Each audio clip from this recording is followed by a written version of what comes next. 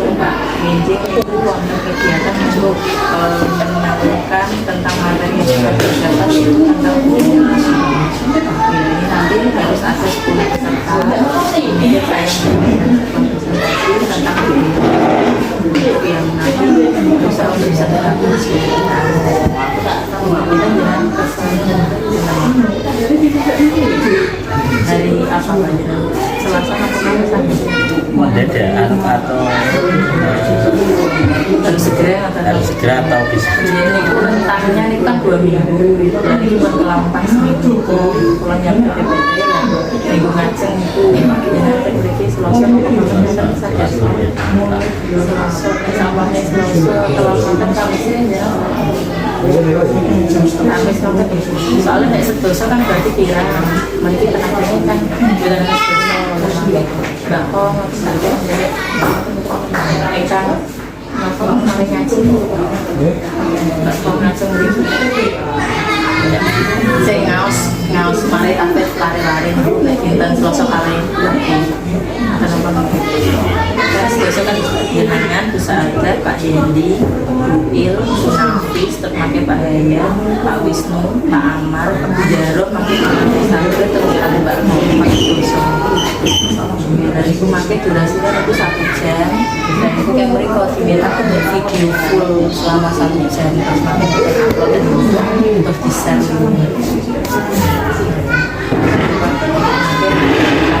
Terus siapnya pakai sebentar ya dan ruang kelas Selasa ya? Iya, Selasa nopo kami Selasa wedding niku mangke tapi kan tes ya berarti baru tes mungkin ya Bapak kan bisa di pagi di jam 10 matang gitu Selasa mawon Selasa mangke kula sak di matang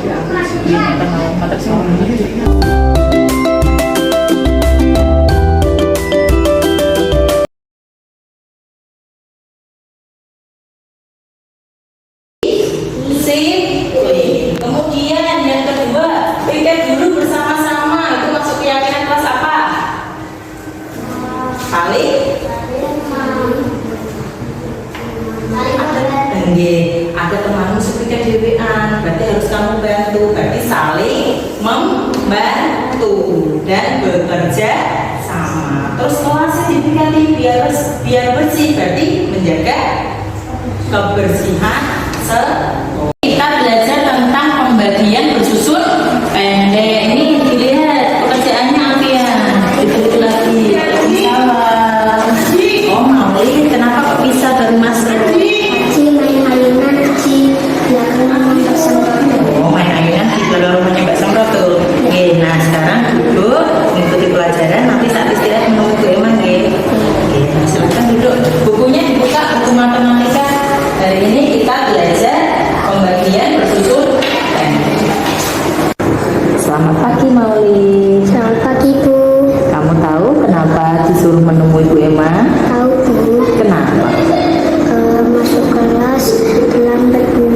Kenapa kok tadi bisa terlambat? Tadi main ayunan di belakang rumah Mbak Samroto Bu. Kok bisa mainnya sampai belakang rumahnya Mbak Samroto? Tadi diajakin Mbak Samroto Bu. Oh, diajakin Mbak Samroto ya. Setiap orang itu pernah melakukan kesalahan. Bu Emma pun juga pernah melakukan kesalahan. Jadi Bu Emma percaya Maulid bisa menyelesaikannya. Ya Bu akan saya lakukan. Nah, kamu masih ingat waktu pertama masuk kelas 3 kita pernah membuat keyakinan kelas, masih ingat?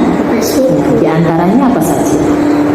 disiplin dan juga bertanggung jawab dan juga membantu orang tua. Nah, kalau kamu tadi masuk kelasnya terlambat, berarti tidak sesuai dengan keyakinan kelas kita yang mana?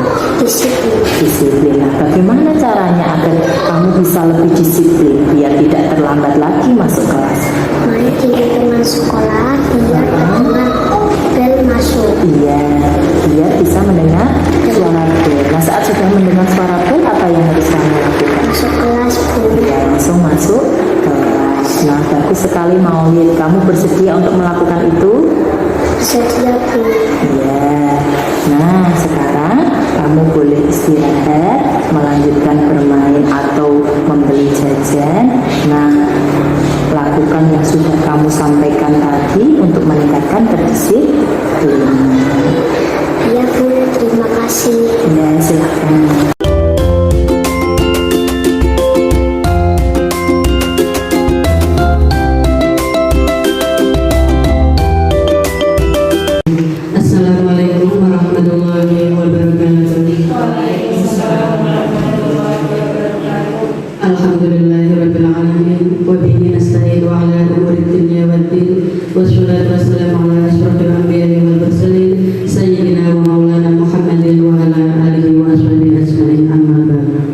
kepada yang terhormat Kepala SDN 4 Ujung Pandan Bapak Haji Supriyadi SPD SD, yang terhormat Bapak Ibu Dewan Guru sekalian yang berbahagia. Pertama, marilah kita panjatkan puji syukur kehadirat Allah Subhanahu wa Ta'ala yang telah melimpahkan rahmat hidayahnya sehingga di siang hari ini kita dapat berkumpul dalam rangka mempresentasikan hasil dari aksi nyata Ibu Emma. Sholawat serta salam tak lupa marilah kita haturkan kepada beliau junjungan kita Nabi Agung Muhammad Shallallahu Alaihi Wasallam, karena beliaulah salah satu nabi yang kita nanti-nantikan syafaatnya di hari akhir. Langsung saja di sini saya selaku sebagai moderator tidak akan berpanjang lebar. Saya akan membacakan susunan acara untuk siang hari ini. Yang pertama yaitu pembukaan, yang kedua acara inti, yang ketiga yaitu penutup. Sebelum acara ini dimulai terlebih dahulu, kita buka dengan bacaan hamdalah bersama-sama agar acara pada siang hari ini dapat berjalan dengan lancar tanpa halangan suatu apapun. Mari saya katakan Bismillahirrahmanirrahim. Terima kasih. Acara yang selanjutnya yaitu acara inti yang akan dipaparkan oleh Ibu Emma Zulmatus Sahriyah. Kepada beliau, Ibu Emma, saya persilahkan. Assalamualaikum warahmatullahi wabarakatuh. Yang terhormat Bapak Kepala SDN 4 Ujung Pandan Bapak Supriyadi SPD SD, yang terhormat Bapak Ibu Guru dari SDN 1 Ujung Pandan dan juga SDN 4 Ujung Pandan. Alhamdulillah pada hari ini kita diberi kesehatan sehingga kita bisa berkumpul dalam rangka kegiatan berbagi pengalaman dan berbagi pemahaman tentang budaya positif. Saya ucapkan banyak terima kasih kepada Bapak Ibu Guru sekalian yang telah menyempatkan untuk mengikuti kegiatan pada hari ini. Kegiatan pada hari ini merupakan kegiatan bentuk aksi nyata saya dalam mengikuti program pendidikan guru penggerak. Aksi nyata tersebut merupakan bentuk berbagi pengalaman dan juga berbagi pemahaman saya terkait modul budaya positif. Nah, saat ini Bapak Ibu, saya sudah menyelesaikan satu paket modul. Nah, ini sudah masuk dalam modul 2.1, yaitu pembelajaran berdiferensiasi. Jadi aksi nyata itu diselesaikan setiap akhir modul, kemudian baru lanjut untuk modul selanjutnya. Saya ucapkan selamat datang Ibu Bapak Guru hebat. Mari kita berkolaborasi membangun budaya positif di sekolah kita, karena tentu budaya positif ini nanti akan membentuk karakter anak, akan menjadikan anak yang mandiri dan bertanggung jawab terhadap dirinya sendiri. Nah, dalam membangun budaya positif yang perlu kita perhatikan di sini, di sini saya di depan bukan berarti menggurui Bapak Ibu. Di sini saya membuka ruang untuk saling berdiskusi. Mari kita bahas bersama untuk bagaimana bisa membangun sebuah budaya positif di sekolah kita, terutama bisa kita terapkan di kelas kita dulu, kemudian bisa menjalar menjadi lebih luas di lingkup sekolah. Nah, untuk membangun budaya positif yang perlu kita perhatikan pertama yaitu perubahan paradigma belajar. Kemudian disiplin positif. Bagaimanakah disiplin positif itu? Kemudian kebutuhan dasar manusia itu seperti apa saja?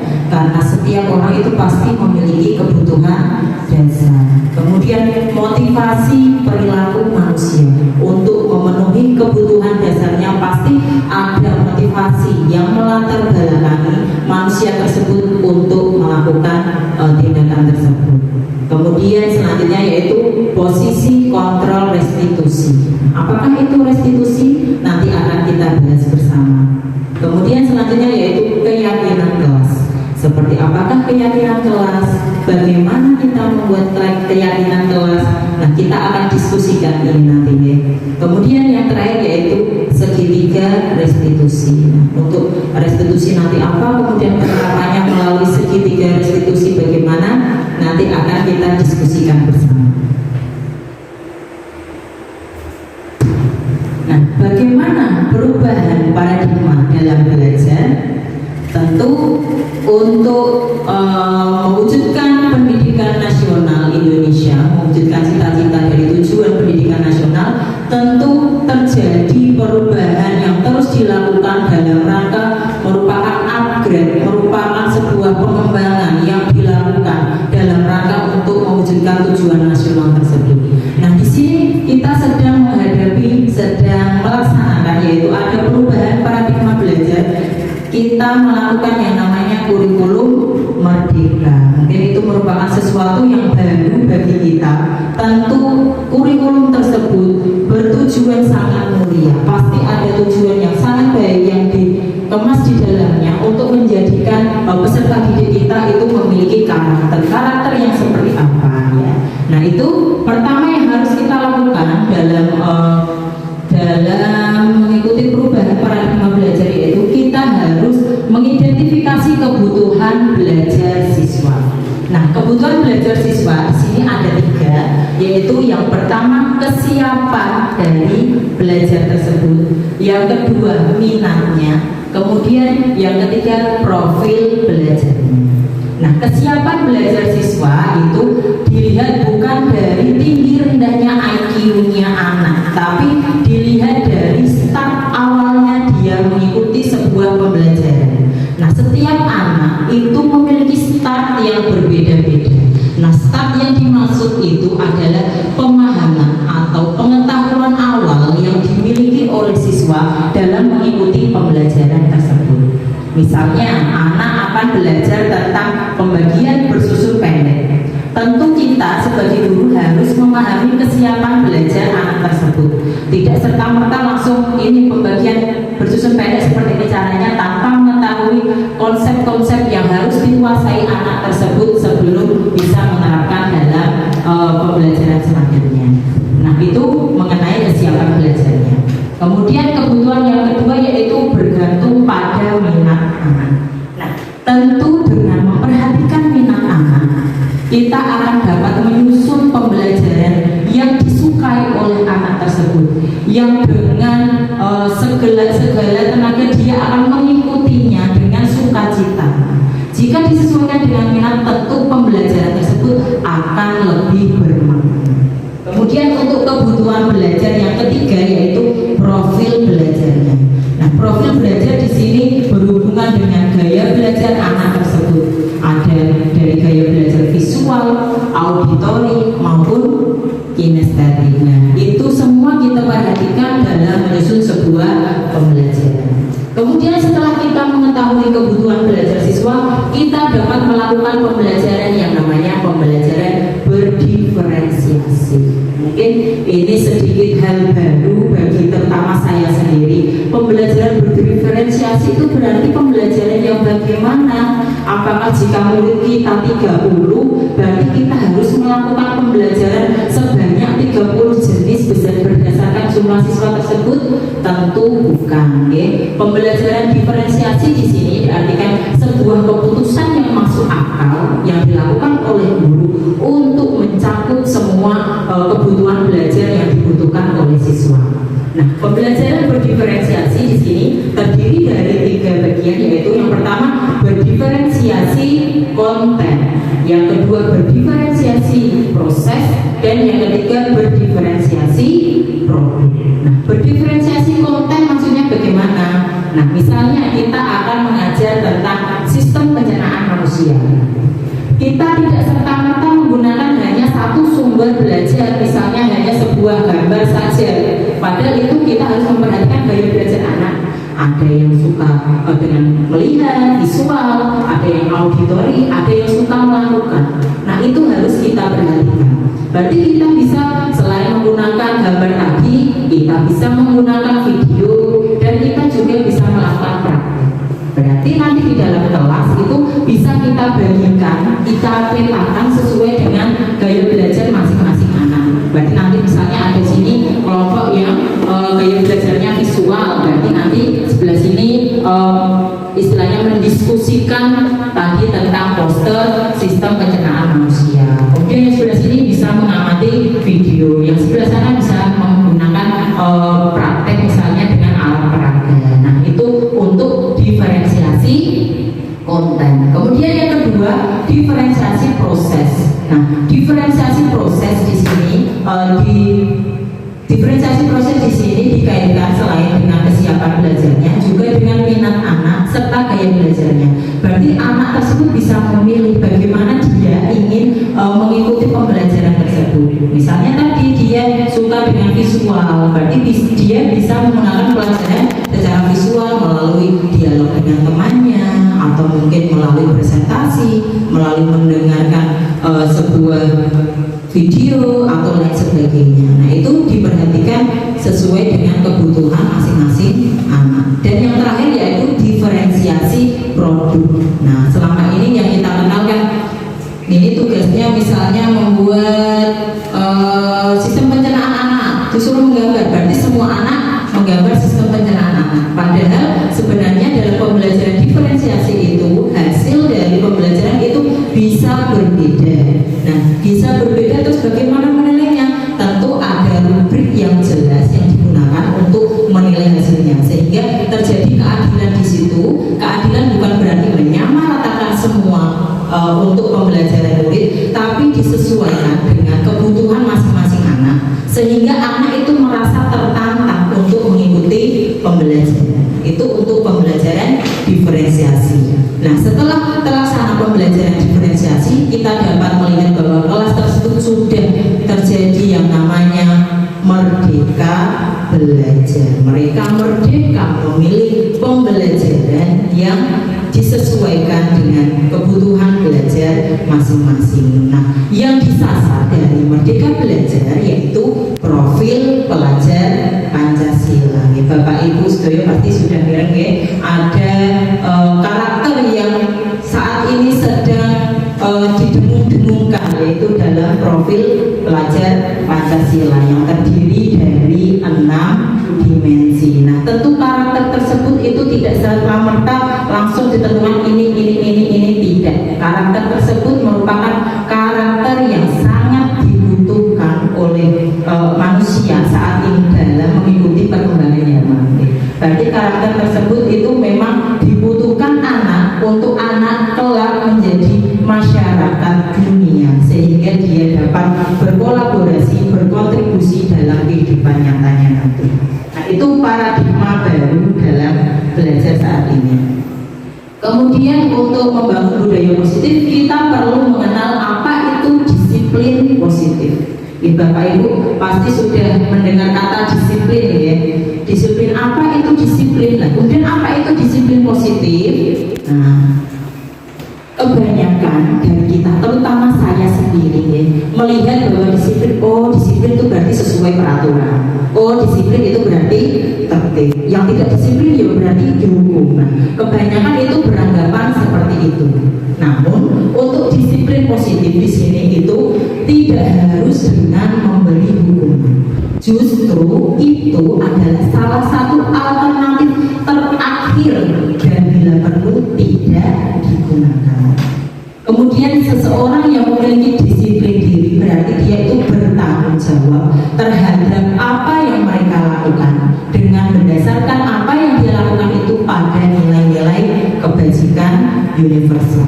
Apa itu nilai kebajikan universal? Nilai kebajikan universal berarti nilai-nilai positif yang kita percayai, yang kita sepakati menjadi sebuah kebaikan atau kebajikan. Nah, sebagai seorang pendidik, tujuan kita yaitu menciptakan anak-anak yang memiliki disiplin diri, sehingga itu mereka melakukan sesuatu itu mengacu pada nilai-nilai kebajikan universal. Dan yang tidak kalah pentingnya, mereka melakukannya itu karena motivasi intrinsik, bukan ekstrinsik. Motivasi intrinsik berarti dari dalam dirinya sendiri. Terus bagaimana caranya? Mari kita lakukan yang sudah berpasangan bisa dengan teman sebelahnya, atau Bu Risma nanti bisa dengan Bu Jaro. Oke. Di sini ada yang menjadi orang pertama atau A, kemudian ada yang menjadi orang kedua atau B.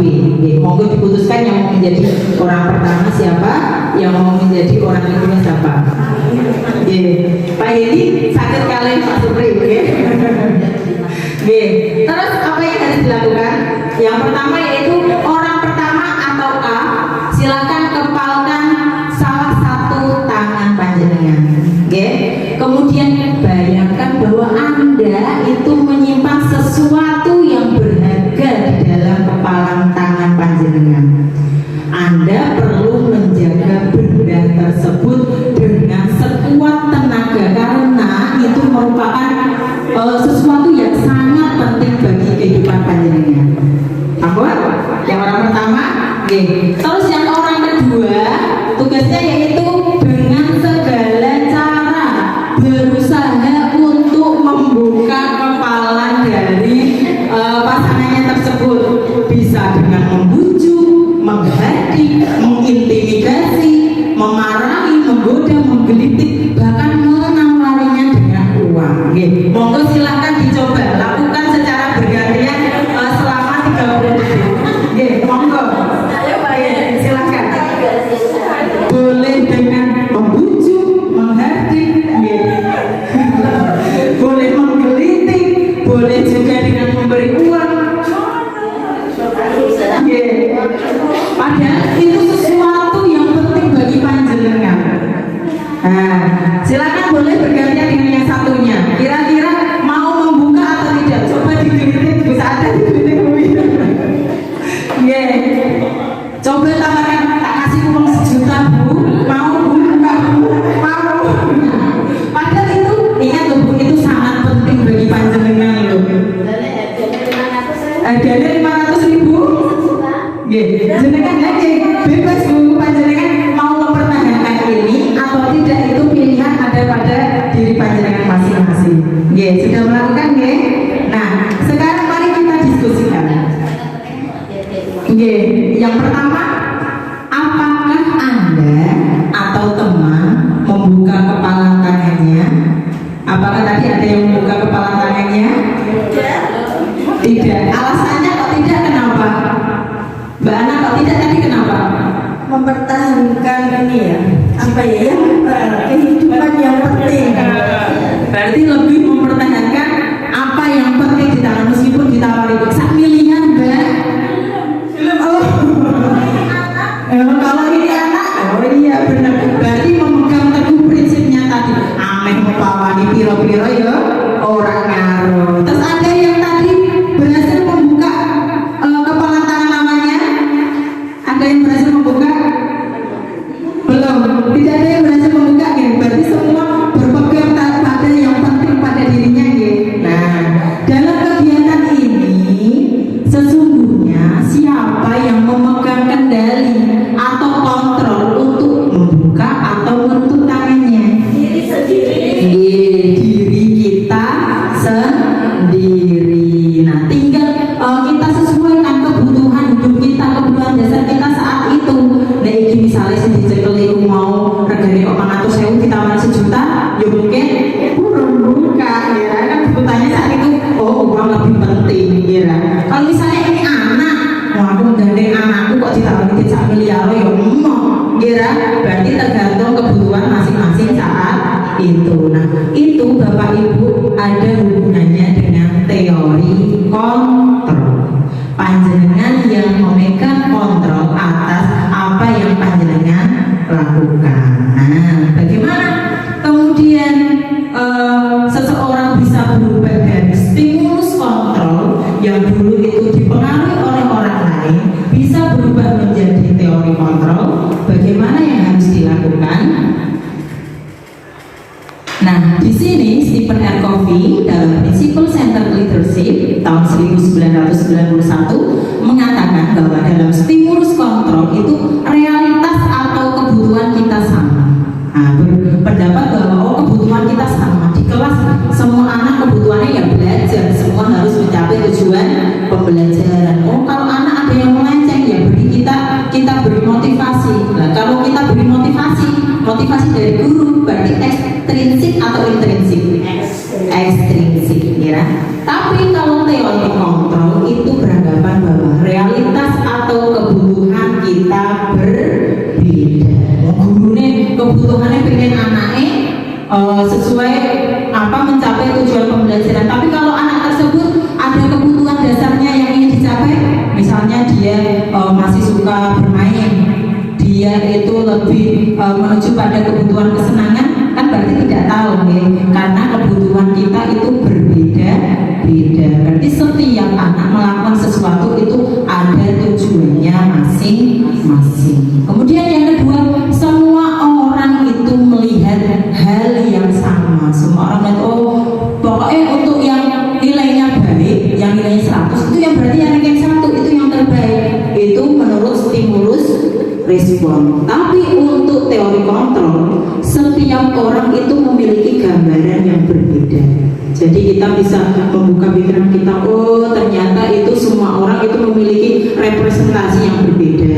Bukan ada yang anak kudunya ranking 1, harus ranking 1, berarti dia itu kalau melihat seperti itu, melihat yang sama, berarti kalau semua dari 40 anak ranking 1 semua kira-kira berikut, kan betul sakit kira. Nah itu setiap orang itu memiliki gambaran yang berbeda. Ada yang sudah merasa nyaman, aku ternyata gak apa-apa, nyaman kok Bu, tapi saya menemukan cara belajar saya sendiri. Itu ada anak yang peringkat 10 pun itu sudah merasa bangga dengan dirinya. Nah itu bagaimana kita menyikapinya nanti bisa kita diskusikan. Kemudian yang ketiga, kita mencoba mengubah orang agar berpandangan sama dengan kita. Dalam kelas kita berpandangan bahwa anak yang pintar itu anak yang bisa menguasai semua materi. Nah, jadi kita seolah-olah jika ada orang atau anak yang tidak sependapat dengan kita, kemudian kita berusaha untuk mempengaruhi, menjadi memberikan motivasi secara ekstrinsik. Padahal dalam teori kontrol kita itu harus berusaha memahami pandangan orang lain tentang dunia, karena semua orang memiliki pandangan yang berbeda-beda. Kemudian selanjutnya yang keempat, dalam stimulus respon, perilaku buruk dilihat sebagai suatu kesalahan. Ada anak datang terlambat, oh berarti kamu tidak tertib ya, itu berarti menganggap sebagai sebuah kesalahan. Nah, yang dikembangkan dalam teori kontrol itu semua perilaku memiliki tujuan. Alangkah baiknya kita bisa menanyakan alasan dari apa yang sudah dilakukan oleh anak didik kita. Kemudian yang kelima, orang lain bisa mengontrol saya dalam stimulus respon. Misalnya diberi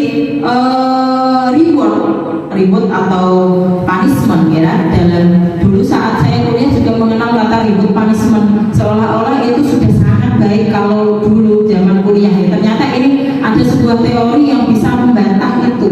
Nah ternyata orang lain bisa mengontrol saya itu sifatnya hanya sementara. Misalnya berangkat terlambat kok dihukum, dia mau melakukan, tapi kan itu motivasi eksternal. Kalau misalnya guru yang menghukum tadi tidak berangkat, ditangani oleh guru yang lain, apakah bisa sama? Beda, karena kehormatannya pasti akan berbeda. Cara dia untuk melakukan pasti akan berbeda karena dia merasa orang lain yang mengontrol dirinya. Berbeda dengan teori kontrol bahwa hanya Anda yang bisa mengontrol diri Anda sendiri. Nah itu jika kita tanamkan pada diri kita, kemudian kepada peserta didik kita, itu manfaatnya akan sangat luar biasa. Karena dia merasa, oh aku mau belajar, aku mau mengerjakan, itu karena saya sendiri, tidak karena dilihat oleh gurunya, tidak karena pengen mendapat penghargaan. Nah kalau itu sudah menjadi sebuah budaya, bayangkan seperti apa karakter yang terbentuk dari masing-masing peserta didik kita. Tanpa ada gurunya pun mereka sudah bisa mengikuti pelajaran, mempersiapkan diri. Nah bayangkan seperti apa indahnya budaya positif yang tercipta jika itu sudah tercapai. Kemudian saya bisa mengontrol orang lain. Dalam stimulus respon beranggapan bahwa saya bisa mengontrol orang lain. Nah anggapan ini itu merupakan tadi yang saya sampaikan hanya sementara. orang tersebut mengizinkan dirinya untuk dikontrol oleh orang lain. Kemudian untuk teori kontrol, Anda tidak bisa mengontrol orang lain karena diri Anda sendiri yang memegang penuh kontrol. Pemaksaan ada pada saat bujukan gagal, stimulus respons. Anak itu tidak mengerjakan, dibujuk, ayo coba dilihat, dibaca lagi soalnya, coba dikerjakan lagi. Terus anak masih tidak mau, karena stimulus respons masih tidak mau, terus yo silakan langsung. Terus lama-lama anak itu merasa dipaksa karena tidak ada kemauan dari dalam diri. Tapi untuk teori kontrol itu kolaborasi dan konsensus menciptakan pilihan-pilihan baru. Kita bisa menanyakan kepada anak, istilahnya kalau misalnya pembelajaran yang kita lakukan tidak sesuai dengan gaya belajarnya, nah kita bisa berikan pilihan baru. Misalnya dia menulis kok tidak suka, oh bisa kamu tuangkan hasilmu dalam gambar atau mungkin dalam cerita. Kalau dia suka auditori, mendengarkan kemudian bercerita, bisa disampaikan dalam bentuk cerita. Nah itu bisa memunculkan pilihan-pilihan baru. Kemudian yang stimulus respon itu model berpikirnya itu menang kalah. Yang berhasil mempengaruhi berarti menang, kalau tidak berhasil berarti kalah. Tapi dalam teori kontrol ini model berpikirnya menang. Karena yang memegang kontrol orang itu sendiri dan kita memahami bahwa kebutuhan orang itu berbeda. Ada gambaran nih Bapak Ibu? Kemudian selanjutnya, apa saja kebutuhan dasar manusia? Saya, kemudian Bapak Ibu guru yang lain pasti memiliki kebutuhan masing-masing dan pasti ada yang diprioritaskan. Mesti ono sing diutamakan. Apa saja itu kebutuhan dasar manusia? Mari kita analisis kasus berikut. Ibu Ambar, guru wali kelas 2A di SD Pelita Hati, sedang bingung menghadapi ulah salah satu murid di kelasnya, Doni. Beberapa anak di kelas 2A telah datang padanya dan mengeluh bahwa Doni yang seringkali meminta bekal makan siang mereka dengan paksa. Jika Anda menghadapi situasi seperti Ibu Ambar, apa yang akan Anda lakukan? Menurut Anda, kira-kira apa alasan Doni melakukan hal tersebut? Mungkin ada dari Bapak Ibu guru yang ingin menyampaikan pendapatnya. Kira-kira ada anak meminta bekal temannya secara paksa. Kemudian bagaimana sikap Anda dengan sebagai guru kelasnya? Nah, kira-kira alasannya apa? Bisa ada yang menyampaikan pendapatnya? Jika saya menjadi Bu Ambar, saya akan menanya kepada Doni mengapa ternyata di rumah tidak dibuatkan bekal orang tua, sehingga guru tersebut menemui orang tuanya untuk membuatkan makanan. Hanya itu. Terima kasih untuk tanggapan dari Bu Sadah. Sangat baik sekali. Di sini saya melihat tanggapan dari Bu Sadah itu sudah menggunakan metode menang-menang. Dalam arti tidak beranggapan bahwa anak itu memiliki identitas yang gagal. Bukan berarti anak yang nakal itu memiliki identitas gagal. Semua anak itu memiliki identitas positif. Tinggal bagaimana cara kita memandang. Karena semua anak itu pasti memiliki alasan dan juga tujuan masing-masing. Nah, kebutuhan dasar manusia di sini ada 5, Bapak Ibu. Yang pertama yang jelas di tengah itu bertahan hidup. Semua manusia pasti memerlukan yang namanya bertahan hidup. Nah, untuk bertahan hidup pasti memerlukan sandang, pangan, papan, dan merasa aman. Kalau tadi yang diutarakan oleh Bu Saada, oh dia belum sarapan, berarti lapar, tidak dibuatkan sarapan, berarti dia memerlukan kebutuhan dasarnya yaitu bertahan hidup berupa pangan.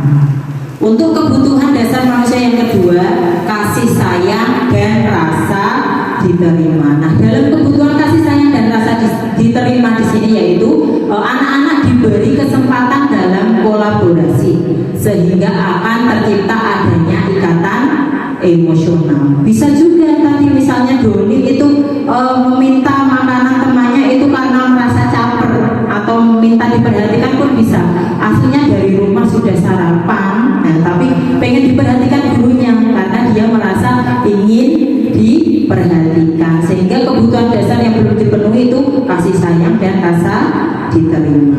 Kemudian yang ketiga yaitu kebebasan. Nah, dalam kebebasan, kebutuhan dasar yang ingin dipenuhi yaitu kebutuhan untuk mandiri, kemudian kesempatan membuat pilihan dan tanggung jawab, menyuarakan pendapat, dan kesempatan mencoba hal baru. Di sini untuk yang kebutuhan dasar kebebasan, berarti anak itu ingin mandiri. Misalnya dituntut, tidak mau Bu, saya sudah bisa, berarti dia ingin bebas, ingin mengekspresikan dirinya sendiri. Kemudian kebutuhan yang ketiga yaitu kesenangan. Dalam kebutuhan kesenangan di sini yaitu anak-anak bisa menikmati yang dilakukan itu dengan konsentrasi yang tinggi. Dengan konsentrasi tinggi di sini berarti dia fokus dengan apa yang dia lakukan karena dia melakukannya dengan rasa senang. Kemudian untuk kebutuhan yang kelima yaitu penguasaan. Penguasaan yaitu meliputi merasa kompeten, diakui, didengar, kemudian tidak merasa dikontrol, berjiwa pemimpin, dan mengamati hal baru.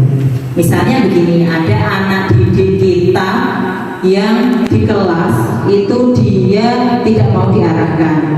Kemudian dia itu misalnya diberi materi ini, merasa sudah mampu, ya Bu, gampang dan pernah Bu. Terus kemudian dia itu saat berpendapat itu kurang didengar. Berarti kebutuhan apa yang ingin dipenuhi oleh anak tersebut? Kebutuhan apa? Apa ini? Penguasaan. Setiap anak itu memiliki kebutuhannya masing-masing. Terus ada anak yang di dalam kelas saat pelajaran, Bapak Ibu mungkin pernah melihat anak didiknya tidak mau duduk dalam kelas, ya, diulang kok lah, ayo ini mumpung gue, ya. Berarti kebutuhan dasar yang ingin dia capai itu apa? Kesenangan. Karena memang pada dasarnya anak itu masih dalam dunia bermain. Nah, kalau dia masih belum bisa mengontrol dirinya, dia masih ingin melakukan kesenangan dengan konsentrasi tinggi, senangnya melayu kuning jeruk kelas, ya melayu. Nah, bagaimana cara yang harus kita lakukan? Yuk kita arahkan apa yang dia sukai itu menjadi lebih bermakna. Berarti anak itu misalnya dalam pembelajaran olahraga bisa mengikuti lomba lari, atau mungkin memimpin temannya dalam kegiatan praktek melakukan seni tari atau praktek melakukan olahraga atau kegiatan yang lain. Nah, kita bisa arahkan sesuai dengan kebutuhan masing-masing anak. Berarti di sini sudah tidak ada identitas gagal dalam peserta didik kita karena kita bisa menyelami kebutuhan dasar dari masing-masing anak didik kita. Nah, setelah kita sudah bisa memenuhi kebutuhan dasar dari yang kita inginkan tadi, maka akan terbentuk sebuah dunia yang berkualitas. Nah, apakah itu dunia yang berkualitas?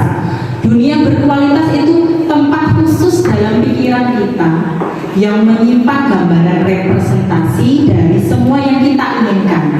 Itu bisa berisi orang-orang, saya senang berteman dengan teman yang ini, saya suka diajar dengan guru yang ini. Nah, itu ada dalam dunia berkualitas kita. Kemudian hal-hal apa saja yang menarik bagi kita, kemudian yang membuat kita merasa bahagia dan terpenuhi kebutuhan dasar kita. Yang kita inginkan kan kita sebagai guru bisa masuk dalam dunia berkualitasnya peserta didik kita, ya Bapak Ibu. Nah, caranya bagaimana? Mari kita budayakan budaya yang positif tadi. Nah, selanjutnya bahwa untuk melakukan kebutuhan tadi, memenuhi kebutuhan dasar masing-masing anak itu pasti mereka memiliki motivasi perilaku manusia. Begitupun dengan saya dan juga Bapak Ibu sekalian. Untuk melakukan sesuatu pasti ada motivasi yang mendasari untuk melakukan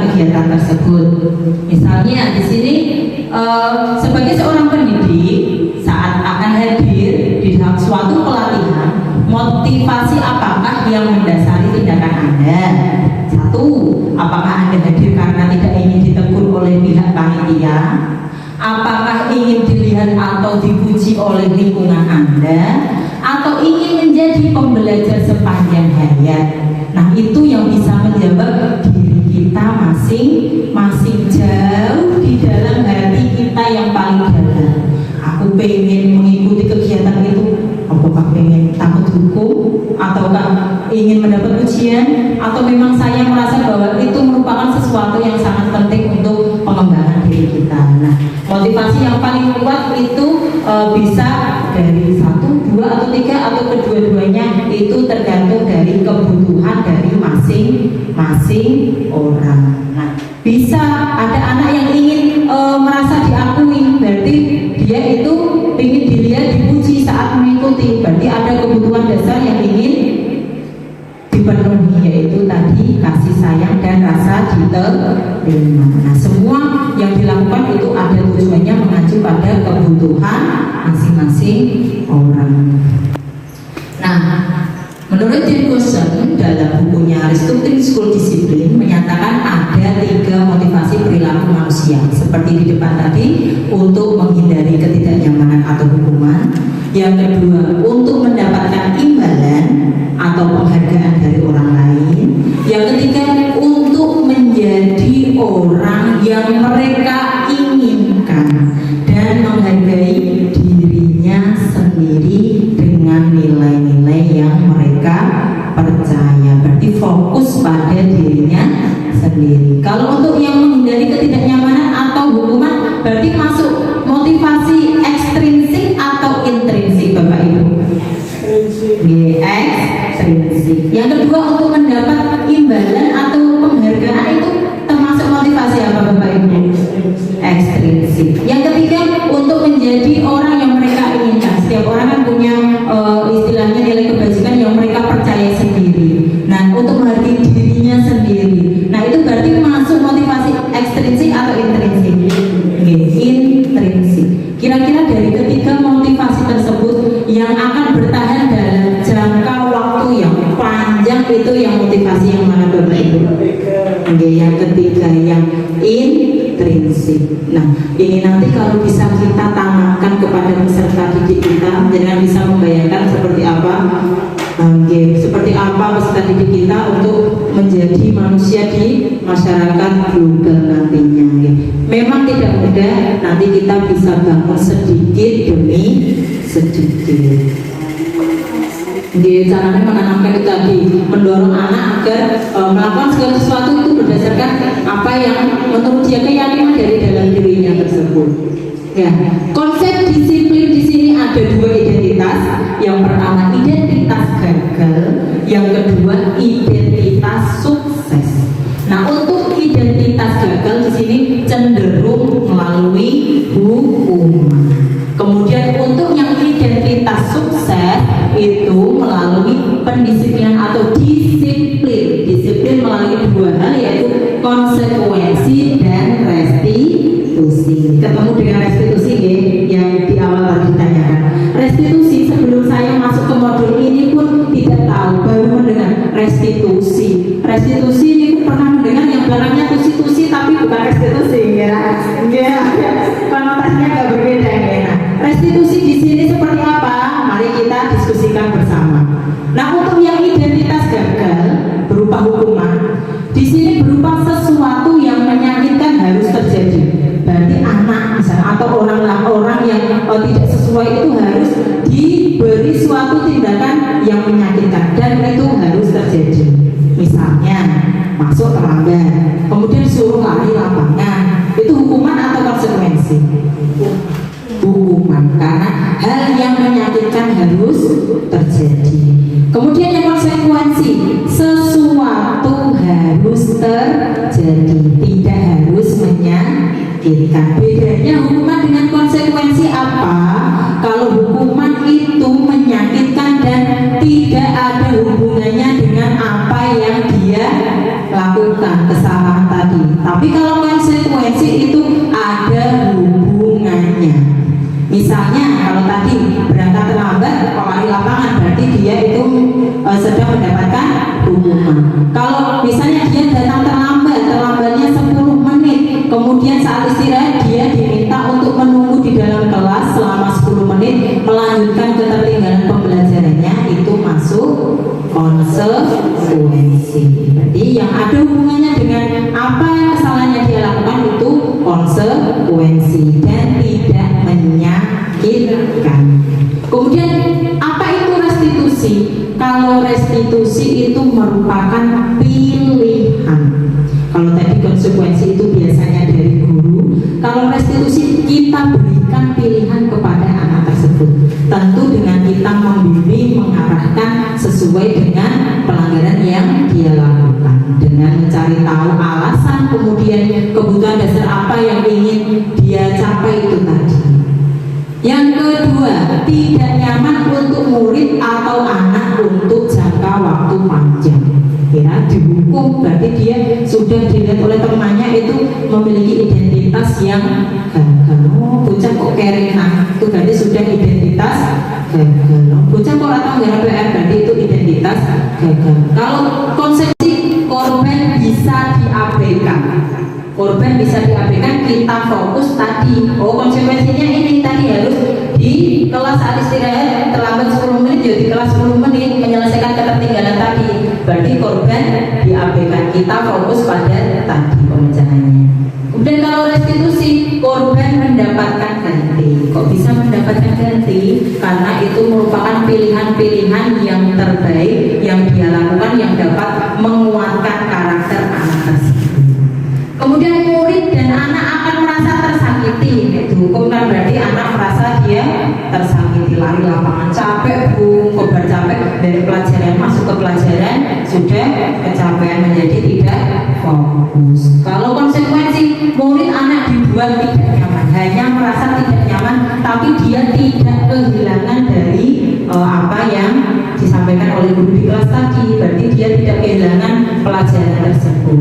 Untuk direstitusi, murid atau anak mendapatkan penguatan. Nah, di sini yang penting, anak mendapatkan penguatan. Anak akan memiliki karakter yang lebih mandiri dan bertanggung jawab karena anak bisa menyelesaikan masalah mereka sendiri. Kemudian perilaku pasif agresif meningkat. Untuk yang hukuman, penguatan hanya bertahan dalam jangka waktu pendek, itu yang konsekuensi, dan restitusi itu masalah terpecahkan. Untuk yang hukuman itu bersifat negatif, kemudian konsekuensi bersifat netral, restitusi bersifat positif.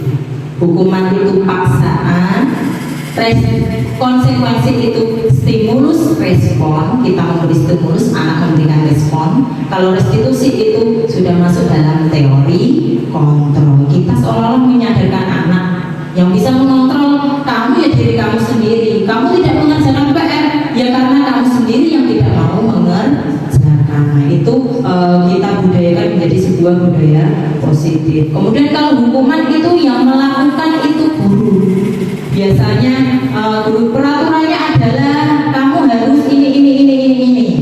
Nah, kalau konsekuensi apa peraturannya? Menanyakan kepada anak biar anak bisa berefleksi. Kemudian mampukah kamu melakukannya? Kemudian terima kasih. Berarti anak merasa dihargai. Kalau restitusi, apa yang kamu yakini? Menanyakan keyakinan dari dalam diri anak. Setiap anak kan pasti memiliki keyakinan masing-masing. Merasa oh anak yang baik itu anak yang jujur, anak yang disiplin. Nah, itu ditanyakan keyakinan dari dalam diri anak masing-masing. Kemudian apa yang bisa kamu lakukan untuk memperbaiki masalah ini? Nah, ini misalnya kemarin saya melakukan pada saat tes itu tentang kejujuran.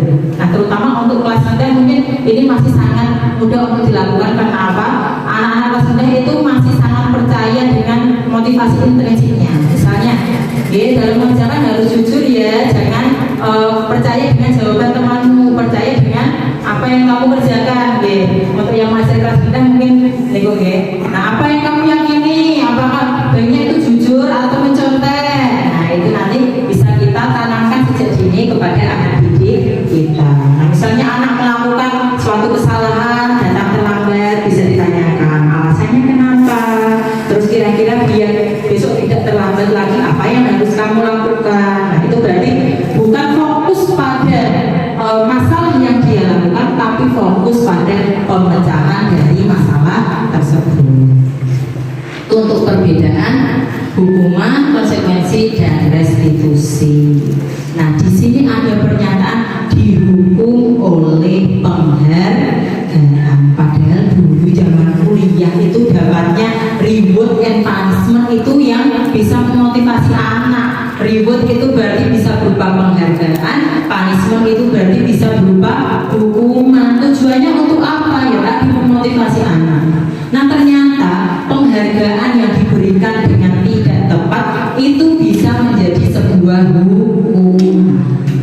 Pengaruhnya apa? Untuk pengaruh jangka pendek dan jangka panjang, anak itu bisa menjadi bergantung pada penghargaan.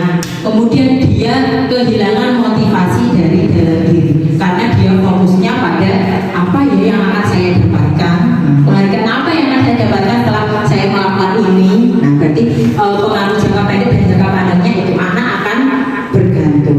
Yang kedua, penghargaan itu tidak efektif. Kenapa tidak efektif? Karena jika sudah memberi, maka akan harus terus-menerus memberikan. Jika ingin orang tersebut melakukan perilaku, terus melakukan perilaku yang kita inginkan. Kemudian yang ketiga, penghargaan itu merusak hubungan, merusak hubungan. Penghargaan menciptakan persaingan di dalam kelas. Oh, kursi untuk ranking siji, untuk hadiah misalnya, itu bisa merusak hubungan. Pernah melihat misalnya dua anak yang sama-sama istilahnya IQ-nya agak niku terus bersaing, aku ranking siji, kamu ranking dua, terus jadi nesu-nesunan. Nah, itu penghargaan itu bisa merusak hubungan. Kemudian yang keempat, penghargaan mematikan kreativitas. Kenapa bisa mematikan kreativitas? Karena anak itu fokusnya pada oh nanti saya mendapat apa ya, mendapat hadiah apa ya. Nah, dia jadi kurang fokus pada kreativitas yang akan dia lakukan. Terus penghargaan itu menghukum. Misalnya dengan sistem ranking, anak yang ranking 1 merasa dia bangga, itu sebenarnya ranking sudah ditiadakan. Tapi dalam budaya pendidikan di Indonesia sudah terbiasa dengan nilai dan ranking.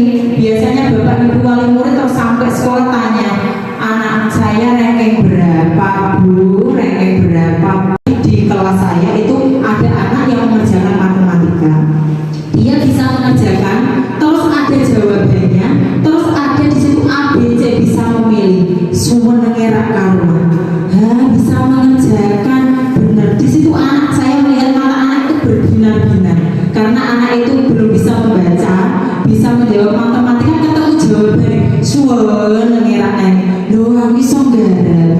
Terus saya kuatkan, enak ra, nggarap pola jawabannya ra, ngoten nggih.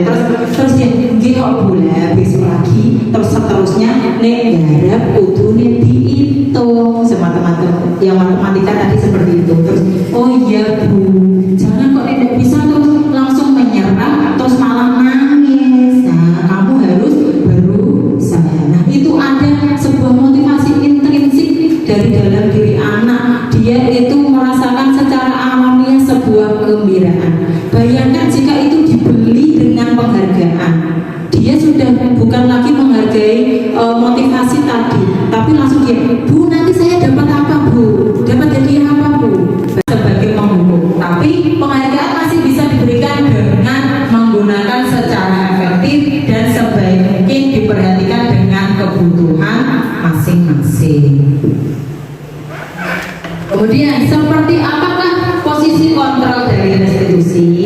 Nah, apa saja itu posisi kontrol dulu sebelum masuk ke posisi kontrol restitusi? Itu posisi kontrol guru di sini ada 5. 1 sebagai penghukum, 2 sebagai pembuat merasa bersalah, 3 sebagai pemantau, 4 sebagai teman, 5 sebagai manajer. Sebelum masuk ke penjelasan lebih dalam, kira-kira jika melihat dari gambarnya, panjenengan masuk dalam posisi kontrol yang bagaimana?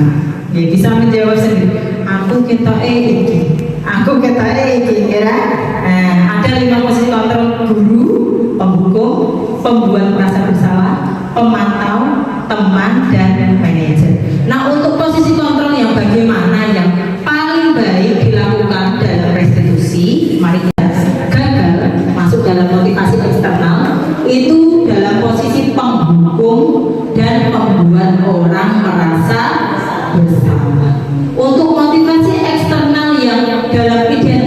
berhasil dengan perilaku kontrol positif itu teman dan pemantau.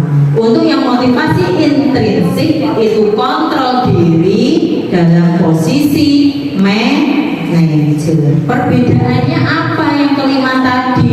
Menurut saya itu menghukum sudah pas. Nah, sebenarnya setiap posisi yang dilakukan itu ada dampaknya masing-masing pada diri siswa. Misalnya yang menghukum, guru berbuat menghardik, menunjuk-nunjuk, kemudian menyakiti, menyindir, nah itu menghukum secara lisan. Kemudian untuk yang membuat orang merasa bersalah, guru itu berbuat berceramah dan mengungkapkan kekecewaan dalam diri guru terhadap anak tersebut.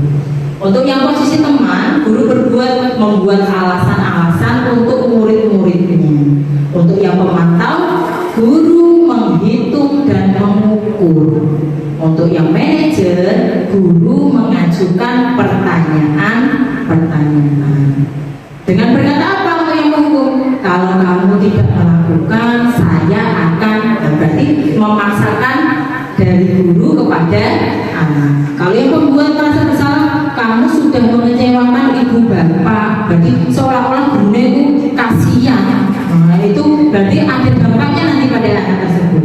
Untuk yang teman, lakukan untuk bapak ibu, ya sudah, nanti bapak ibu bantu bereskan seperti dengan temannya. Ya, tidak apa-apa, lakukan. Nanti kalau sudah bapak ibu bantu, itu sebagai teman. Terus kalau yang sebagai pemantau biasanya itu disandingkan dengan peraturan yang ada, memantau anak tersebut. Apa peraturannya? Apa konsekuensinya? Menanyakan kepada anak. Apa yang telah kamu lakukan? Apa yang terjadi sekarang? Itu mengajak anak untuk merefleksikan tindakannya. Nah, untuk yang manajer itu dengan menanyakan apa yang kita yakini. Apa kamu meyakini hal tersebut? Kalau kamu meyakininya, kamu mau perbaikinya. Nah, kalau kamu memperbaikinya, jadi kira-kira hal tersebut akan menggambarkan apa tentang dirimu. Berarti lebih menanamkan karakter pada diri. Terus hasilnya apa? Untuk yang menghukum, hasilnya itu anak akan memberontak, menjadi pendendam dan lebih menyalahkan orang lain karena dia tidak mau dibuat merasa bersalah tadi, terus melempar kesalahan kepada orang lain. Kalau yang membuat orang merasa bersalah akan menyembunyikan dan menyangkal, bahkan berbohong. Apa kamu tidak kasihan mesti aja guru kok masih tidak paham, tidak mau belajar? Terus dia akan mencari alasan-alasan yang lain. Kemudian yang perilaku teman, maka anak tersebut akan tergantung dengan guru tersebut. Untuk yang memantau itu menyesuaikan bila diawasi. Nek diawasi melakukan, tapi kalau tidak karena motivasinya bersifat eksternal. Kemudian yang manajer menguatkan watak atau karakter. Setiap anak itu saya yakin pasti memiliki watak baik, memiliki karakter yang baik. Tinggal bagaimana kita menguatkannya dengan tadi mengajukan pertanyaan-pertanyaan, kemudian membimbingnya mencari sebuah solusi dari permasalahan yang dia lakukan. Kemudian kaitannya dengan dunia berkualitas. Untuk yang penghukum, murid akan meletakkan guru tersebut di luar dunia berkualitas. Aku gak seneng kalau guru itu karena menghukum. Itu untuk posisi penghukum. Nah, untuk membuat orang merasa bersalah, murid akan meletakkan guru di dalam dunia berkualitasnya. Iya, kasihan ibu sudah mengajar, tapi saya tidak tahu. Dimasukkan dalam dunia berkualitasnya. Untuk yang teman, murid meletakkan guru sebagai orang penting dalam dunia berkualitasnya. Nomor siji iki ya, karena dia bergantung dengan guru tersebut. Terus untuk yang pemantau, murid akan meletakkan peraturan di dunia berkualitasnya. Orang guru itu tapi peraturannya. Terus untuk yang manajer, murid akan meletakkan dirinya sebagai individu yang positif dalam dunia berkualitasnya. Berarti di dalam pikirannya, dalam hati nurani terdalam, dia meletakkan dirinya sendiri sebagai individu yang positif. Berarti anak akan beranggapan bahwa diri saya itu sukses, sebagai identitas yang sukses, bukan identitas yang gagal. Nah, apakah itu keyakinan kelas? Nah, dalam membentuk budaya positif bisa kita mulai dengan kelas kita dengan membentuk keyakinan kelas. Mengapa keyakinan kelas? Mengapa tidak peraturan kelas saja? Ini yang pertama. Mengapa kita memiliki peraturan tentang penggunaan helm pada saat mengendarai kendaraan roda 2 atau motor? Apa kira-kira? Mengapa kita memiliki peraturan? Buat apa peraturan penggunaan helm saat mengendarai sepeda motor? Demi keamanan. Dilindungi dari kepala. Biar tidak ditangkap polisi. Pak polisi, berarti motivasi apa itu? Ekstrim. Kalau yang intrinsipnya kepentingan untuk diri kita untuk keselamatan. Terus yang kedua, mengapa kita memiliki peraturan tentang penggunaan masker dan mencuci tangan setiap saat? Apa? Agar tidak terkena debu. Kalau musim pandemi ya tidak tertular ya, tidak kena corona. Ya, berarti untuk kesehatan. Bapak Ibu yang kita lihat di sini, penggunaan helm saat mengendarai kendaraan roda 2 atau motor itu masuk dalam peraturan. Kira peraturan. Berarti kalau tidak melakukan berarti melanggar peraturan. Tapi kalau tadi menggunakan helm saat mengendarai kendaraan roda 2 motor untuk keselamatan, itu keyakinan kita. Wah, aku nek nganggo helm, bongkar susuke ning dalan gini-gini selamat. Berarti itu keyakinan dari dalam diri kita. Oke. Terus yang kedua juga tadi menggunakan masker itu peraturan. Tapi untuk keyakinan kita itu untuk kesehatan. Oke. Nah, prinsip keyakinan sekolah atau keyakinan kelas yaitu lebih bersifat abstrak.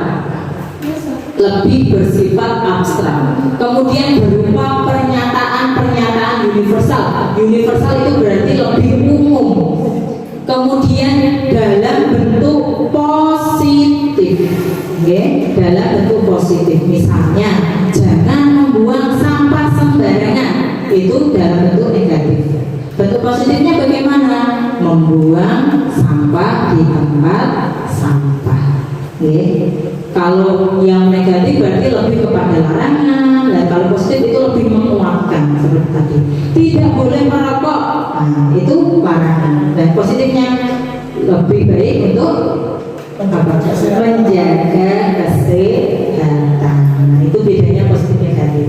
Terus keyakinan kelas sebenarnya itu tidak terlalu banyak, biar lebih mudah untuk dipahami oleh semua warga kelas. Terus keyakinan kelas itu dapat diterapkan, berarti sesuai dengan kontekstual dari kelas itu. Saya ambil untuk kelas 3 yang saya ambil sekarang itu 4 anak dengan karakteristik yang berbeda-beda. Yang dilakukan pertama itu curah pendapat, berdiskusi. Oh, ini peraturan yang bisa masuk ke dalam kelas kita apa? Misalnya berangkat sampai sekolah sebelum pukul 7, kemudian memakai seragam dengan rapi dan lain-lain. Kemudian mencatat semua masukan-masukan para murid di papan tulis. Kemudian saya catat 1, 2, 3 dan seterusnya. Itu sebagai kesepakatan bersama. Selanjutnya apa lagi yang harus dilakukan? Nah, ini yang tahap kedua ya.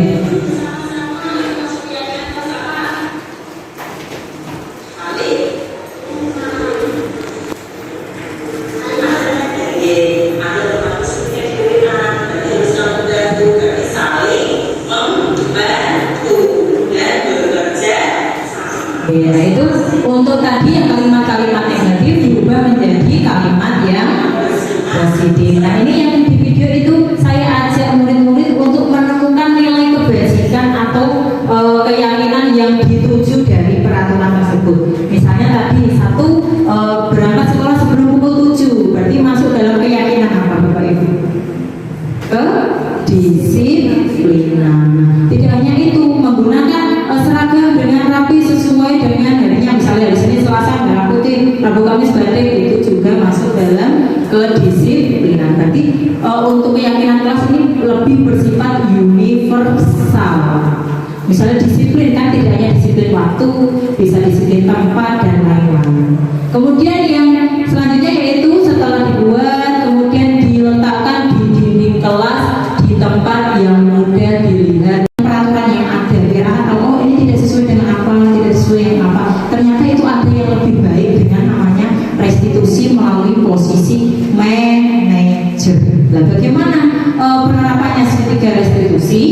Yang namanya segitiga ada berapa sisi Bapak Ibu? Ya, kan?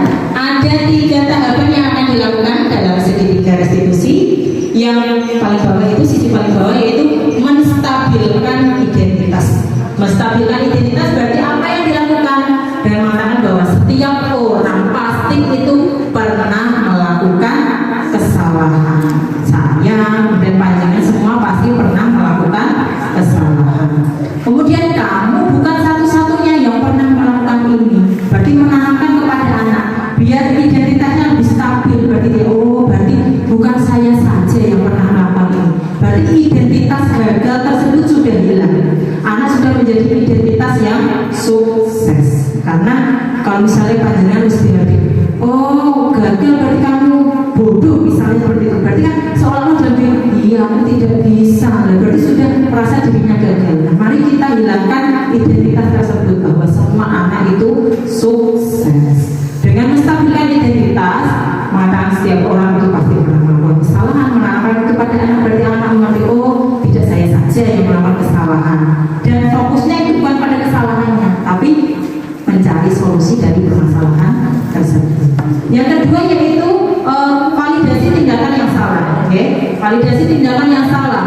Di sini dengan melakukan kamu tentu punya alasan mengapa melakukan itu. Menanyakan alasan dari tindakan yang dilakukan oleh anak tersebut. Kemudian menanyakan apakah ada cara yang lebih efektif untuk mendapatkan apa yang kamu butuhkan. Berarti di sini menggali alasan dari apa yang sudah dilakukan oleh anak tersebut. Selanjutnya yang terakhir yang harus kita eksekusi yaitu menanyakan keyakinan.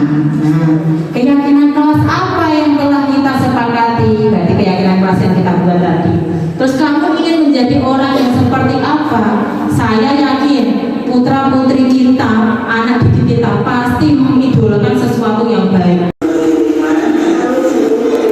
Ini yang pertama menstabilkan identitas.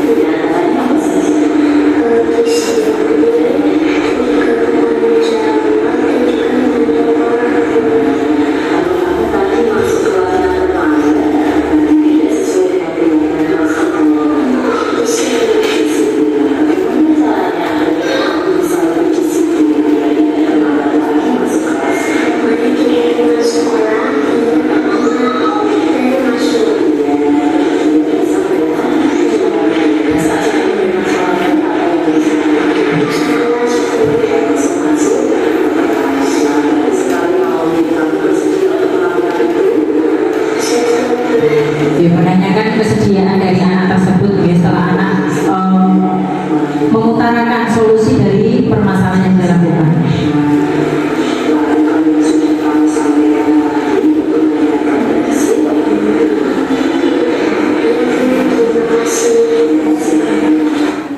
Nah, dalam restitusi tersebut itu anak identitasnya terjaga menjadi anak dengan identitas sukses. Nah, mengembalikan dia ke kelompoknya dengan karakter yang lebih kuat karena dia bisa mencari solusi dari permasalahan yang dia dilakukan. Tapi jika anak belum bisa mencari solusinya, bisa kita pandu, kita beri pilihan-pilihan, atau mungkin kita tanyakan apa yang menurutnya itu yang paling baik.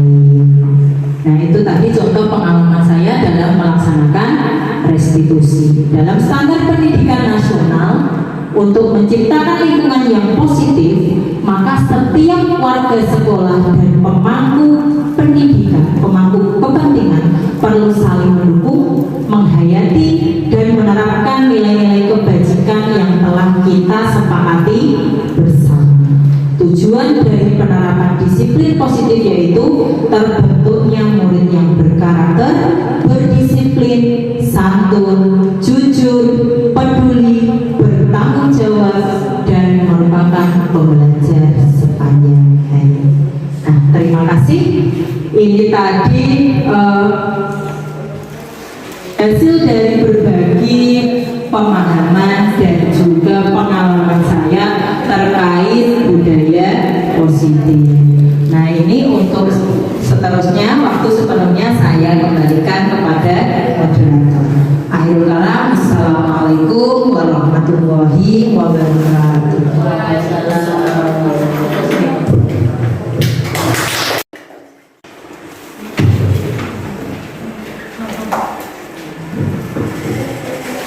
Saya menjadi guru berpuluh-puluh tahun, tapi kok masih merasa kesulitan cara menanamkan agar anak mempunyai motivasi intrinsik. Cara menanamkannya bukan berarti memojokkan Bu Ema, tapi dalam rangka menemukan bersama. Terima kasih. Semua dijawab, terima kasih.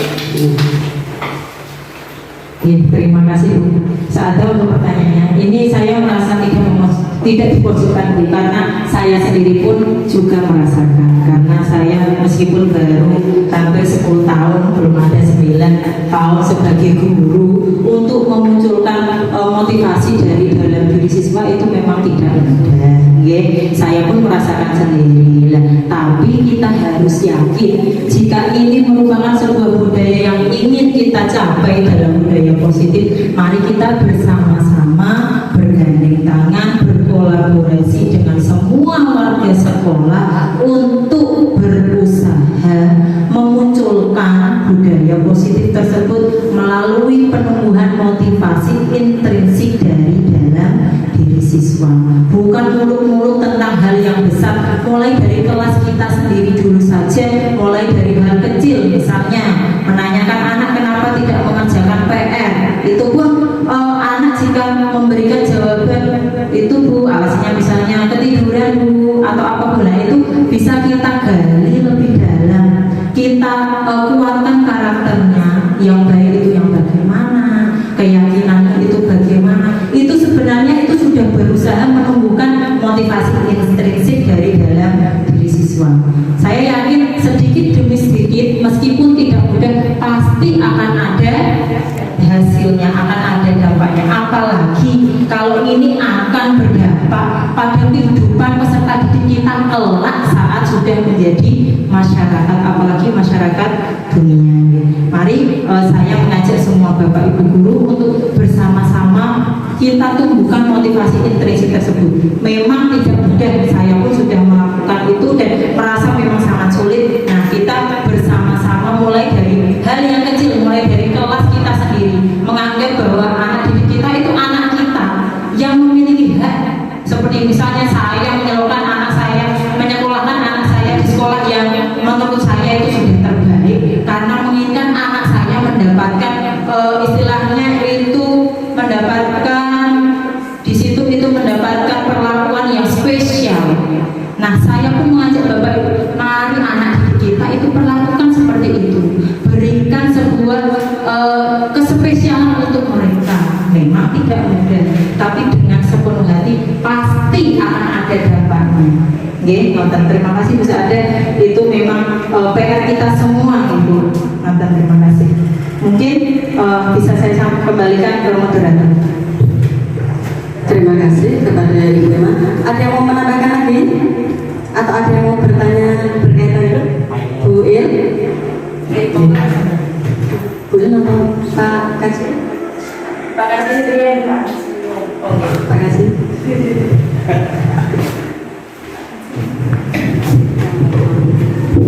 Saya ingin bertanya tentang masalah kaitannya dengan hukuman tadi. Apa namanya? Penghargaan atau apa ini? Seolah-olah penghargaan itu tadi kok sifatnya negatif ya. Nggih. Ada apa tadi? Merasa dihukum. Ya kalau bisa di Oh, Lagi satu menentang nggih. sejelas mampu emang jelas.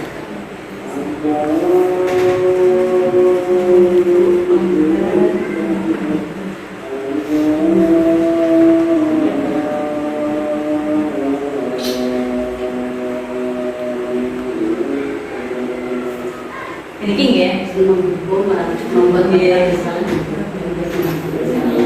Kenapa kok bisa penghargaan dikatakan sebagai hukuman itu ya Pak? penghargaan tidak efektif, penghargaan mematikan kreativitas. Padahal kalau prinsip yang kita anu yaitu setiap ada kesalahan yang kita beri hukuman, apakah tapi hukumannya kan bersifat mendidik. Kemudian kalau ada anak atau siswa yang mendapatkan sesuatu prestasi, kita berikan penghargaan. Nah, reward yang itu ya, yaitu kalau di model yang sekarang ini hanya apa namanya, hanya Perbedaan ya. panjurnya kalau kita mohon penjelasan. Terima kasih.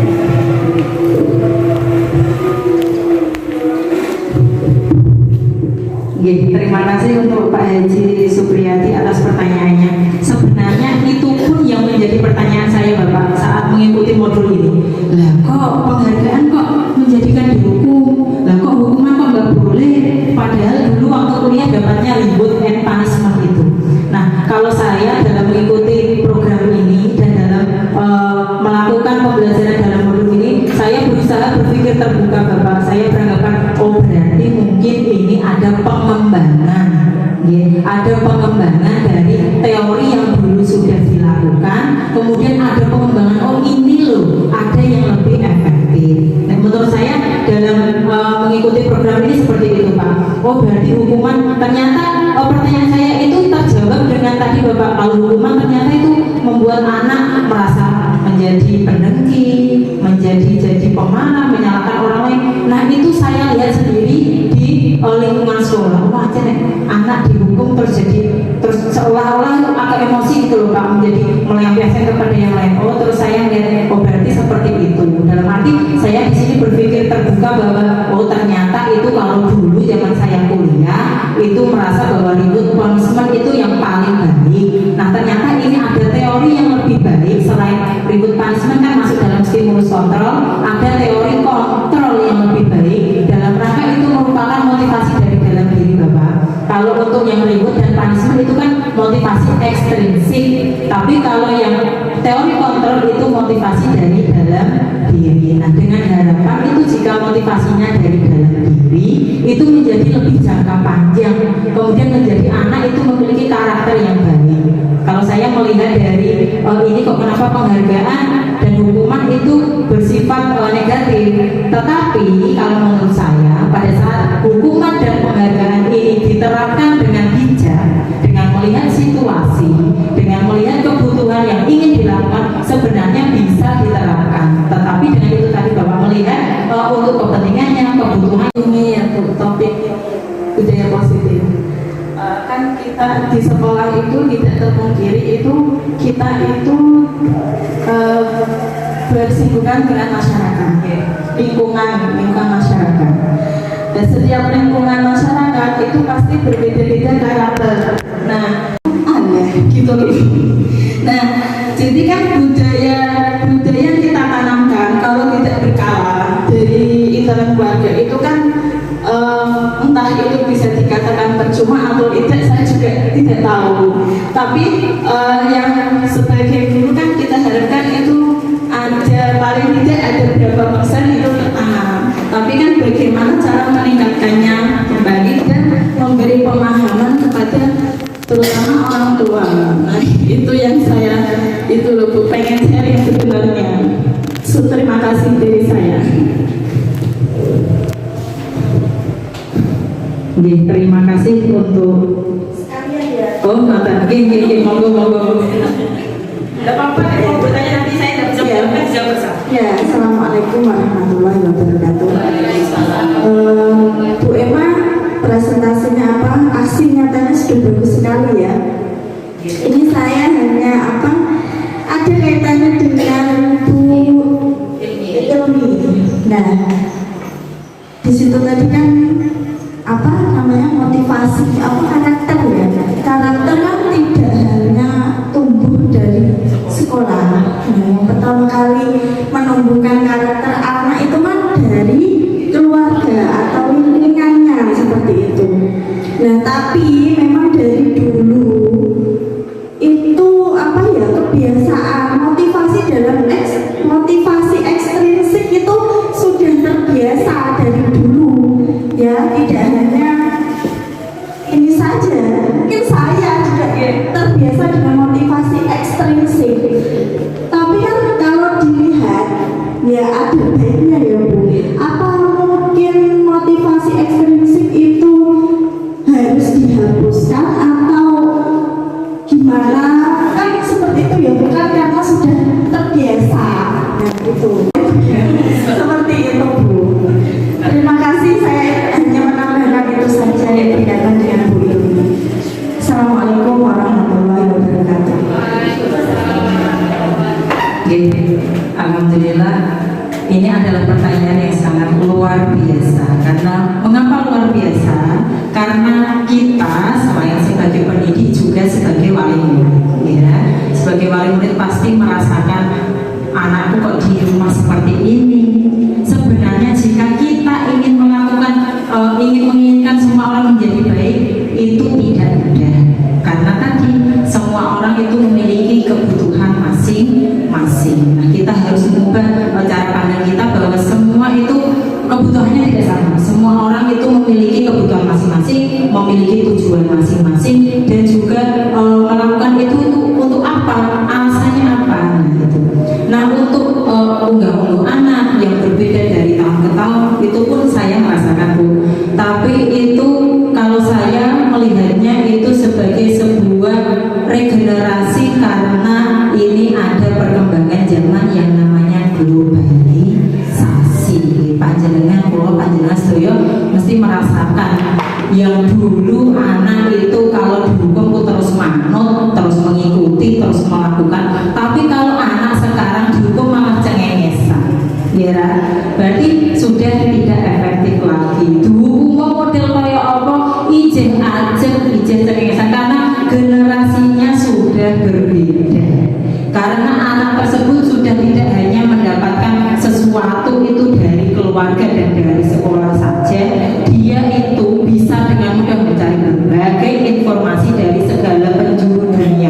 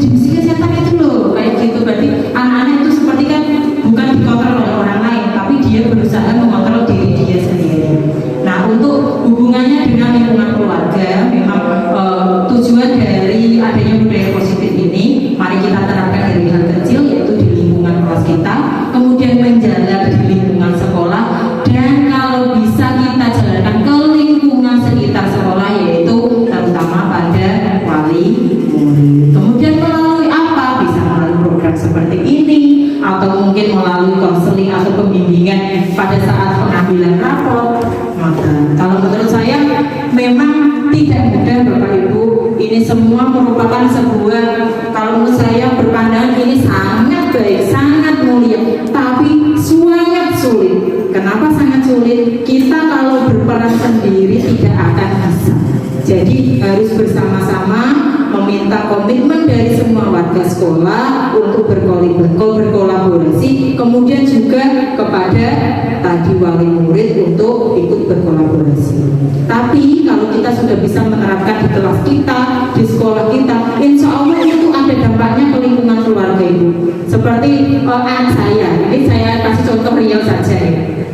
Anak saya itu sampai rumah, "Ma, tadi disuruh Pak Anjen minumnya sambil duduk."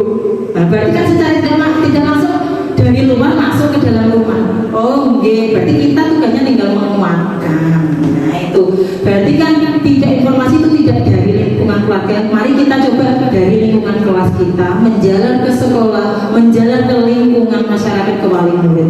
Insya Allah saya yakin pasti ada dampaknya meskipun sedikit, dan itu insya Allah menjadi sebuah ibadah untuk kita yang tidak terputus. Karena itu akan menjadi sebuah karakter bagi anak yang nantinya bisa dia terapkan pada saat dia menjadi manusia dalam masyarakat global itu tadi. Terus untuk yang motivasi ekstrinsik, dan terus diapakan Bu? Apakah dibuang? Itu tidak perlu dibuang Ibu, tapi harus kita sesuaikan. Kita sesuaikan dengan kebutuhan dari apa yang akan kita lakukan tersebut. Kalau itu perlu motivasi ekstrinsik ya juga bisa kita gunakan, namun dengan mempertimbangkan tadi apakah sesuai kita gunakan ini, apakah tidak. Yang terpenting itu pandai-pandainya kita sebagai guru untuk menerapkan, bukan berpikiran pada diri kita, tapi berorientasi pada peserta didik kita. Mari kita mengutamakan peserta didik kita, anggap bahwa mereka itu anak kita. Karena saya pun merasa konek sekolahan anakku konek kono kepiye yo. Lah saya berusaha dan anakku nek kono diperlakukan sebaik-baiknya. Saya berusaha di sini memperlakukan anak didik kita sebaik-baiknya. Mungkin ada tambahan lain lagi atau mungkin bisa menyampaikan pendapatnya yang lain dari Bapak Ibu guru, monggo.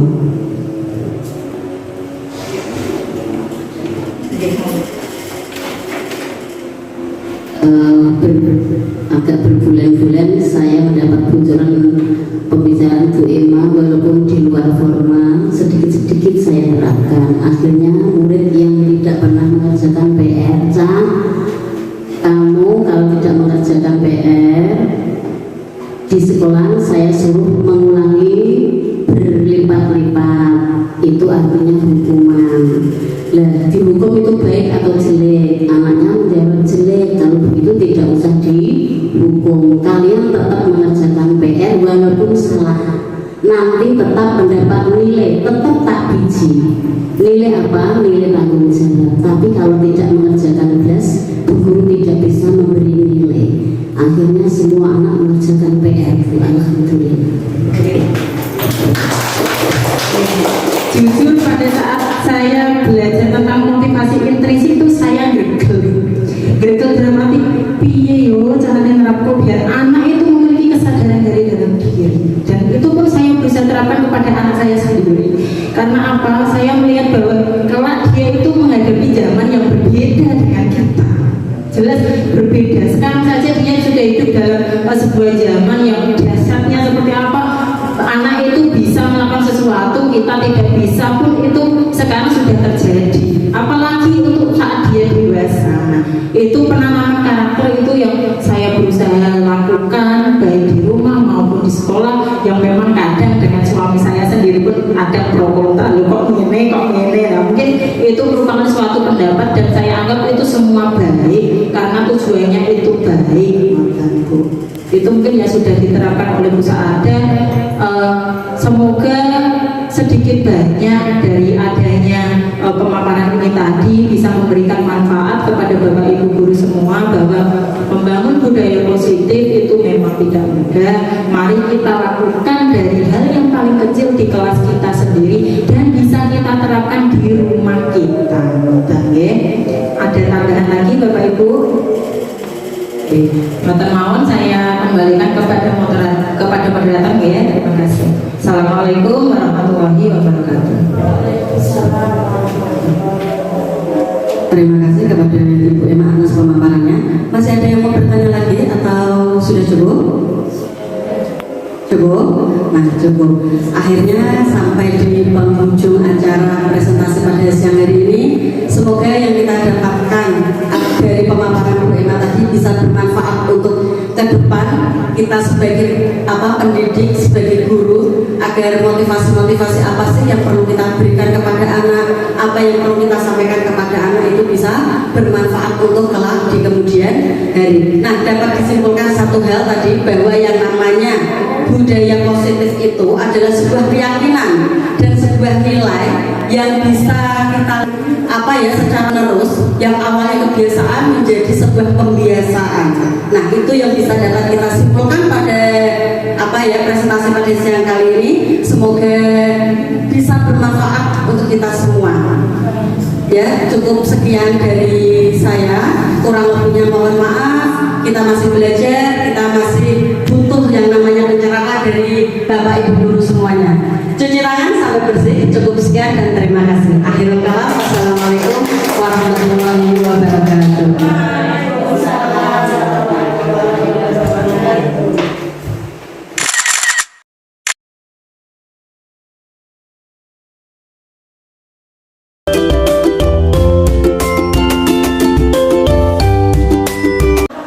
Terima kasih Bu Emma yang telah begitu baiknya menyampaikan paparan tentang budaya positif di sekolah. Betapa sangat bergunanya bagi rekan-rekan guru apabila itu benar-benar bisa dilaksanakan di sekolah, maka saya berkeyakinan bahwa sekolah itu akan maju, akan menghasilkan siswa-siswa yang berbudaya positif, dan kita sejauh mungkin dapat menghindari efek-efek negatif dari kebudayaan-kebudayaan yang tidak baik. Itu semua kita bisa tanamkan pada anak-anak dengan kita tentu saja harus lebih menguasai dari teori-teori, baik itu teori kontrol dan beberapa teori yang mungkin rasanya baru, yang kadang-kadang kita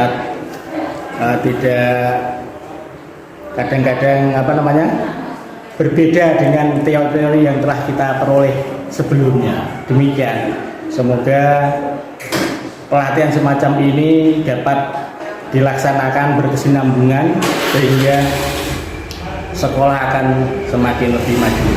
Terima kasih. Assalamualaikum warahmatullahi wabarakatuh. Waalaikumsalam. Terima kasih kepada Bu Emma yang telah menyampaikan kurikulum Merdeka, salah satunya aksi nyata yaitu budaya positif. Saya selaku guru SD salah satu di SD Jombang 4 merasa bangga, merasa senang karena dengan adanya budaya positif bisa merubah situasi kelas maupun situasi sekolah yang kemarin kurang baik menjadi baik, yang kemarin kurang disiplin menjadi disiplin, atau masih banyak lagi manfaatnya yang positif. Ternyata setelah saya terapkan di kelas ada kemajuan Bu, adanya budaya positif telah merubah anak yang pemalas menjadi rajin, dan itu saya praktekkan di dalam kelas secara nyata. Hasilnya memang sudah ada perubahan Bu. Dengan adanya kegiatan budaya positif sangat bermanfaat, dan saya merasa sangat senang sekali kepada Bu Emma yang telah menyampaikan budaya positif. Memang betul-betul narasumber yang saya anggap guru hebat. Hanya itu dari saya Bu. Wassalamualaikum warahmatullahi wabarakatuh.